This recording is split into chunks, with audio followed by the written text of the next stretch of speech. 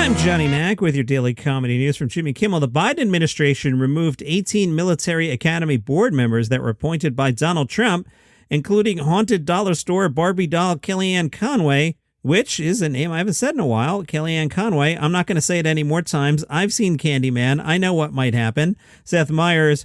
Why were there still any Trump holdovers anyway? That's like moving into a rent-controlled apartment the last guy died in and keeping all the expired whitefish in the refrigerator. Seth, why was Kellyanne Conway on an Air Force advisory board? If she ever flew an F-16 or what she probably calls an F-17, I guess we would end up in a ravine, her standing on a tarmac in a parachute, claiming it was a successful landing. I'm going to ask you two questions here. The first question, have you ever seen Bob's Burgers? The answer is no. Be honest with yourself. You've never seen this show. I'm going to ask you a second question.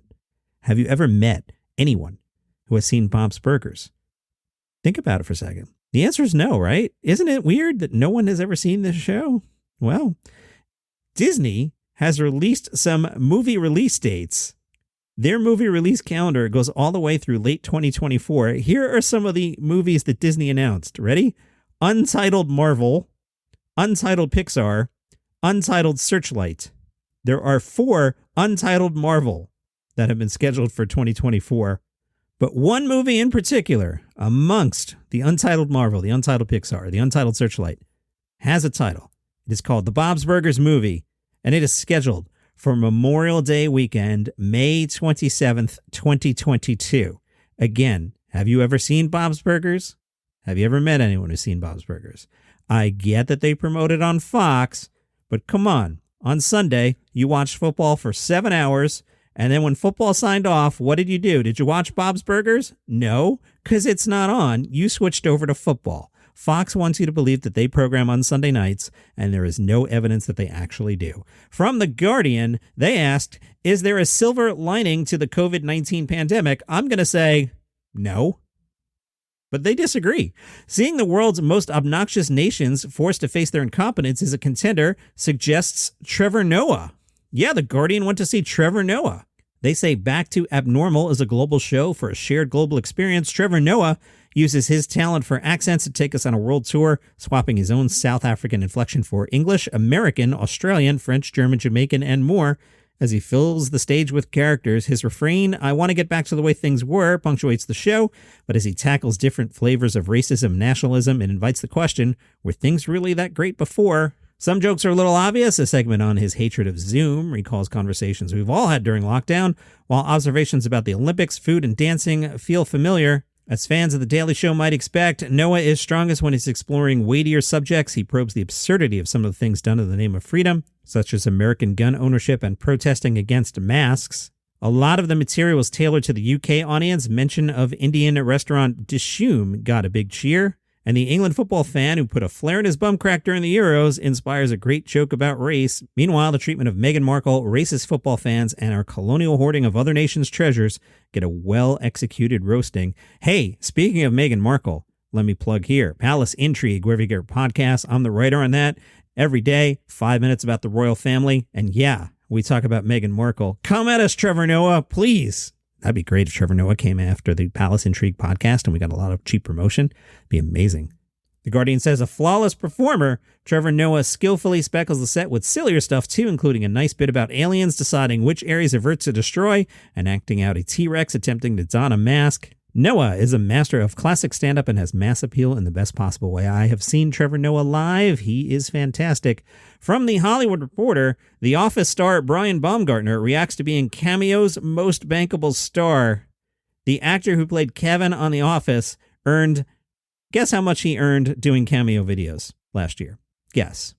Your head's going to explode. He earned more than $1 million on Cameo.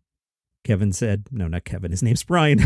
See, leave it in. People wanted to make a connection during the pandemic. It's not really about me. Cameo co-founder and CEO Stephen Galanis said Brian did over $1 million in 2020 thanks to charging $195 per message. You don't want to go 200. 195 is plenty. Brian Baumgartner tells The Hollywood Reporter he was skeptical about creating an account after being asked several times. I finally decided to give it a try. I know this sounds Pollyanna or politically correct, but I was on a very popular, beloved TV show. There's a comedy that I'm known for, which is helpful, But really what happened this time is that people wanted to make a connection. It's not really about me. I'm really the person who gets two people together. He says fans have leaned on him to mend broken fences. I get messages from people who are estranged from loved ones and they're throwing a buoy out into the water, or it's like a father and a daughter watch the show together, or friends that might not have seen each other in a while. They use it to find a connection, come closer, or use my character Kevin to make somebody laugh. That's how I view it, and I really do enjoy that. Today's Daily Comedy News is brought to you by Palace Intrigue. I already told you about it. Royal family, 5 minutes. Were you paying attention? Of course you were. So let me take this time to get a coffee out of you. You enjoy my company. Why don't you buy me a coffee? Go to buymeacoffee.com/Daily Comedy News. You throw a couple bucks in the tip jar. The dollar amount is up to you. I suggest $5 because coffee's getting a little expensive, but you could give any amount you want. Buymeacoffee.com/Daily Comedy News. I appreciate it. Slate says John Mulaney isn't your friend. That's right. We're going to talk about John Mulaney again because he moves the downloads and I like downloads. Slate says, you don't know John Mulaney. Probably. Chances are good that you don't actually know him. Not in the you guys text constantly and make plans at least once a year. Both of you will flake 45 minutes before the designated time, feel an immediate sense of relief despite generally enjoying each other's company way. You know, like real friends. But as a stand-up, John Mulaney's job, or at least part of it, is to make you feel like you do know him. You're supposed to feel like you could borrow a cup of sugar from him, immediately chat him up at the dog park, or plan a long weekend getaway at an Airbnb. Just you and your partner and Mulaney and Mulaney's ex-wife, Anna Marie Sandler. Think of all the chickens you could roast. The thing is, if you actually try to do any of those things, the first words that come to mind when thinking of the immediate results are restraining order, because you don't know John Mulaney. You know his comedy, his persona, the version of Mulaney he selectively offers you at the mic. Slate adds, this applies to the parts of Mulaney that you don't like, too. Mulaney's fan base thought of him as the guy who told cute anecdotes about his wife not being there to see him win an Emmy because she didn't want to travel across the country to watch him lose. And for those Mulaney fans, the last 9 months have felt like an emotional whirlwind. The rehab stint, the divorce announcement, having a baby with Olivia Munn. Mulaney's fans had and continue to have strong feelings about it, as though John Mulaney was a fixture in their social lives and not just a celebrity stranger. Slate says, look, this is not to judge. I get it, I really do. I'm an Irish lapsed Catholic. John Mulaney was possibly created in a lab to make me specifically laugh. I've spent years joking that the Catholic Church intentionally changed up the wording of its services just to out me as a heathen who only goes to mass for funerals and weddings and hopes the ground doesn't open up and swallow me whole when praying.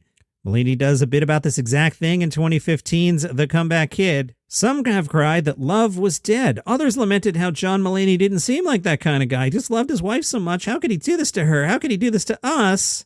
On Instagram, I'd see a picture of the two of them together and immediately feel a bizarre twinge of sadness, the kind you feel when you find out two of your mutual friends made plans and didn't invite you. Except these people literally do not know me. I invented our friendship in our head. From the Laugh Button, Real Time with Bill Maher renewed. Picked up for another 3 years, bringing its total to 21 seasons. Yikes! An HBO Suit said after 19 seasons, Real Time with Bill Maher remains a Friday night destination for fresh perspectives and smart conversation about today's most relevant issues. Do you guys watch this? I never watch it.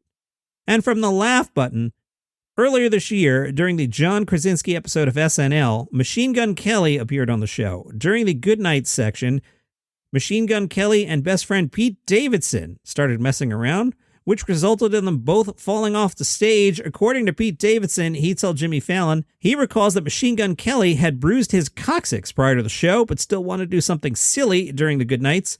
Machine Gun Kelly decided to pick up Pete Davidson, but by the time he realized he couldn't actually pick up Pete Davidson due to his injury, it was too late. As they were falling, Pete Davidson told Machine Gun Kelly, "You're an effing moron." And that is your comedy news for today. Follow the show on Spotify, Apple Podcasts, Google Podcasts, wherever you get your shows. Instagram, hit me up at Daily Comedy News. Why aren't we Insta friends? Come on. Buymeacoffee.com/Daily Comedy News. Later.